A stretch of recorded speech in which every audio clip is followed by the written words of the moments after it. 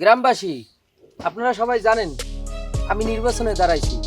আমি চেয়ারম্যান হইলে এই গ্রামে যে উন্নয়ন করুম যা জীবনে কেউ দেখে নাই। রেজা ভাই কইছিলেন তো সেতু বানাইবেন, সেতু দিয়ে কি মোর রাখতে পারমু? রাকিব, চিন্তা করিও না, ব্রিজও হইব আর তোমরাও ওই ব্রিজ দিয়ে চলতে পারবা। রেজা, তুমি শুধুই কথা বলো। আমার চেয়ারম্যান লাইফে বিদ্যুৎ হইছে, স্কুল হইছে, মসজিদ মাদ্রাসা হইছে, তুমি কি করছো? তোমার কথা শুনে মনে আছে গ্রামে রেল স্টেশন বানাবো। চেয়ারম্যান সাহেব, আপনি শুধু বড় বড় কথা বলেন। আপনি গ্রামে বিদ্যুৎ আনছেন ঠিকই, কিন্তু গ্রামের রাস্তাঘাট এখনো ভাঙ্গা, পানিতে ডোবা। তুমি রাস্তা বানানোর বদলে পোস্টারে ছবি দাও। তোমার ছবি দেখে ভোট দেবে না কাজ দেখে ভোট দেবে? আপনি পুরনো কথা বাদ দেন। এইবার যদি আমি চেয়ারম্যান হই, দেখবেন গ্রাম কত উন্নত হয়।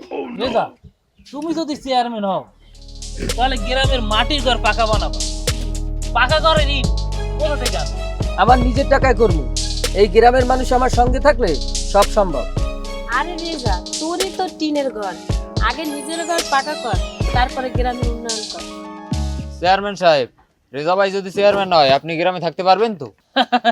তোমরা চিন্তা করো না, রেজা যদি চেয়ারম্যান হয় তাহলে আর উপদেষ্টা আমি হব। আপনারা দুইজনই শুধু কথা বলেন, গ্রামের রাস্তা ভাঙা, পুকুরের পানি নষ্ট, সত্যিই যদি কাজ করেন গ্রাম আপনাদের মনে রাখবে।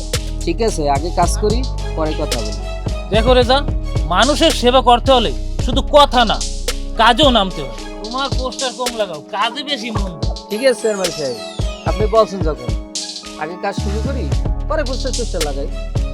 এইবার দেখুন কে কত কাজ করে। এইবার গ্রামের কাজ না করলে কাউরি ভোট দিব না।